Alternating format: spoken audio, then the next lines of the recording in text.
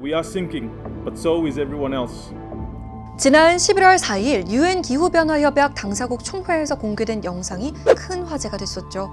남태평양 중앙에 위치한 섬나라 투발루의 사이먼 코페 외무장관이 기후변화로 인해 수몰 위기에 놓인 투발루의 현실을 알리기 위해서 물속에서 바지를 걷어 올린 채 성명을 발표한 건데요.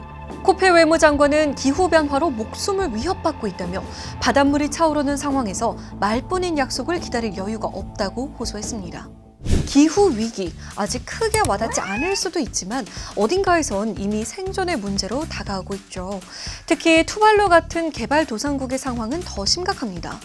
해수면 상승으로 인한 수몰 위기, 극심한 가뭄과 폭우가 반복되는 기상이변, 이로 인한 농업 생산량 감소, 물 부족 등 개도국은 기후위기에 더 취약한 건데요. IPCC에 따르면 2050년 해수면 상승으로 인해 삶의 터전을 잃는 기후 난민은 약 2억 5천만 명에 다다를 것이라고 합니다. 실제로 투발루의 경우도 2050년쯤 나라 전체가 수몰될 위기에 처했어요.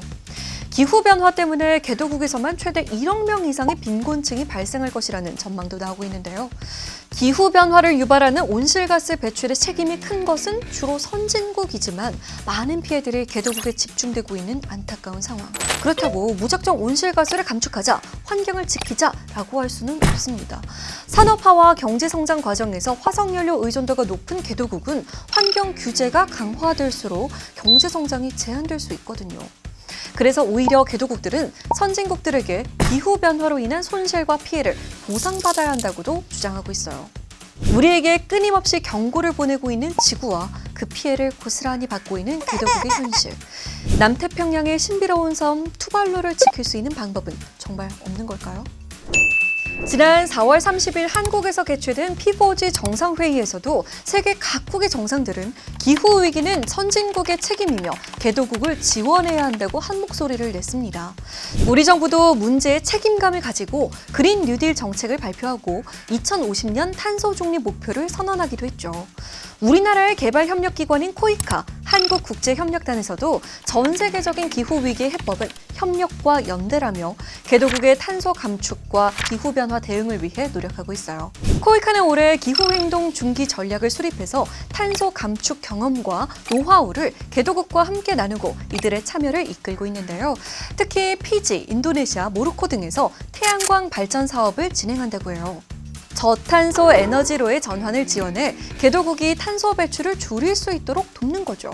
급격한 도시화로 환경 문제가 심각한 라오스에는 폐기물 처리 역량 강화 사업을 시행 중이라는데요. 이 사업은 라오스의 학교와 함께 진행한 폐기물 은행 프로젝트입니다. 학생이 재활용품을 가져오면 그 무게를 측정해서 폐기물 은행에 기입하고 가장 많은 무게를 적립한 학생에게는 상을 수여한다고 해요. 이렇게 수거한 폐기물만 무려 15톤에 달한다고 합니다. 학교는 재활용품 거래로 수익을 얻고 재활용품 수거율을 높여서 환경을 지키는 과정에서 학생들에겐 환경 감수성을 새롭게 심어주는 거죠. 코이카는 이렇게 다양한 탄소 감축 사업을 통해 개도국 온실가스가 감축될 것으로 기대된다고 합니다. 이미 2개의 섬이 사라져버린 투발루. 지구를 지키기 위한 이 싸움에 부유하든 그렇지 않든 우리는 모두 한 배를 타고 있잖아요. 정부와 각 기관들의 노력도 중요하지만 투발루가 사라지지 않게 하기 위해선 우리 모두의 관심과 노력이 더 필요하겠죠. 여러분, 오늘도 구독과 좋아요 잊지 마세요. 안녕!